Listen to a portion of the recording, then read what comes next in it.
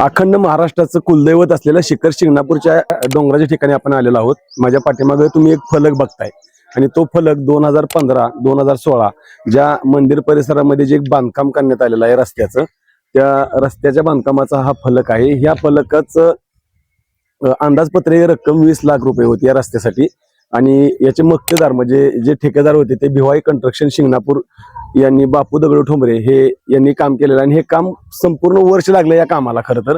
आणि हे काम पूर्ण झालं एका वर्षानंतर आणि 19 लाख रुपये हे पूर्ण झालेली रक्कम होती। तर ते काम आपण कसं आहे ते बघूया। खरं तर हे काम अतिशय चांगलं आणि गुणवत्तेचं असणं गरजेचं होतं।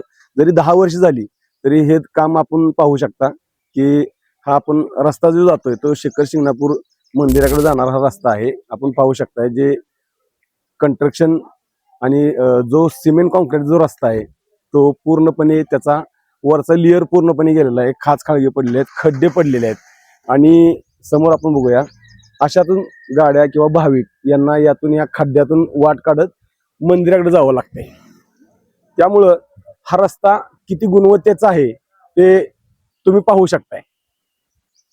खरं तर त्यानंतर या रस्त्याबरोबरच इथली जी भाविकांच्या संरक्षणाची जी जबाबदारी होती ती जबाबदारी संबंधित कंस्ट्रक्शननं पार केली होती। खरं त्यासाठी इथं जे दऱ्या आहेत त्या दऱ्यांना जे संरक्षण कटडे आहेत आणि त्या कटड्यांच्या वर ते आपण पाहू शकताय या ज्या पाईप आहेत त्या पाईप चक्क इथं काढल्याचं आपल्याला दिसत आहे। पुढे पाहूया आपण ज्या पाईप रस्ता अतिशय निकृष्ट झालेला आहे आणि आता यात्रा कालावधी सुरू असून सुद्धा इथं प्रशासनानं कोणतीही जे लक्ष द्यायला पाहिजे होतं ते कोणतीही भूमिका अजून प्रशासनाने बजावायची असं वाटत नाहीये।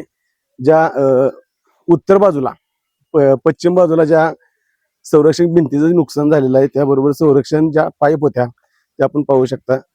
या पाईप आपण बघूया ज्या खरं तर भाविक आल्यानंतर संरक्षण व्हावं असा हेतू जिल्हा परिषद बांधकाम विभागाचा होता आणि ते स्ट्रक्चरही तसंच होतं। मात्र आपण बघू शकता हा जो गॅप आहे इथं खाली दरी दिसते आपल्याला। हे लहान मुलं, वयोवृद्ध लोक त्याबरोबरच काही भाविक या ठिकाणी दर्शनासाठी जात असतात। त्या दर्शनासाठी ठिकाणी जाणाऱ्या ठिकाणच्या संरक्षण पाईपांची जी अवस्था आहे ती आपण आता बघतच आहोत। खरं तर या ठिकाणी प्रशासनानं गांभीर्याने लक्ष दिलं पाहिजे, कारण जर चुकून एखाद्या भाविकाचा तोल, कारण आता सध्या चैत्राचं ऊन हा फार कडक असतं आणि त्या कडक उन्हामुळं कोणालाही चक्कर वगैरे येऊ शकते आणि लहान मुलांचं प्रमाण देखील शाळेला सुट्ट्या असते आणि या शाळेला सुट्ट्या असल्यामुळं दर्शनासाठी येणाऱ्या लहान मुलांचं पण प्रमाण जास्त असल्यामुळं इथून मुलं कदाचित दुर्घटना एखादी होऊ शकते। त्यामुळं ज्या वेळेला यात्रा नियोजन बैठक होते त्या बैठकीमध्ये काही विषय चर्चेले जातात, पण त्या विषयाची चर्चा फक्त चर्चाच असते, कारण डोक्यावरती फॅन चालू असतो, समोर पाण्याच्या बाटल्या असतात। मात्र त्या पाण्याच्या बाटल्या आणि फॅन व्यतिरिक्त अगदी जिल्हाधिकाऱ्यांच्या मार्गदर्शनाखाली जरी बैठक झाली तरी जिल्हा प्रशासनाला सुद्धा या बैठकीचं काही सोयीसुद्धा नसतं अशा भाषेत म्हणलं तरी काही हरकत नाही। कारण प्रत्येक जिल्हाधिकारी असतील, प्रांताधिकारी असतील, तहसीलदार असतील किंवा स्थानिक प्रशासन म्हणजे ग्रामपंचायत असेल, हे कोणीही पाहिजे अशा प्रमाणात लक्ष देत नाही। अनेक दुर्घटना घडलेल्या आहेत मात्र त्याची वाच्यता केली जात नाही। त्यामुळं ही यात्रा आता सुरू झालेली आहे। काल पाडवा होता, पाडव्याच्या शुभारंभापासून यात्रेचा शुभारंभ होतो आणि ही यात्रा सुरू झाल्यानंतर खरं तर या यात्रेच्या अगोदर हे सगळे कामं पूर्ण होणं गरजेचं होतं। त्याचबरोबर आपण पाहूया या संरक्षण भिंतीला ज्या पाईप होते त्या पाईप तोडून काही जणांनी इथं दुकान व्यवसाय उभा करायसाठी हे स्ट्रक्चर उभा केलेलं आहे। आपण खरं तर बघू शकता इथं त्याच पाईपना वेल्डिंग केलेलं आहे, म्हणजे शासनाच्या डोळ्यात धुळफेक करून हा सगळा प्रकार चालू आहे।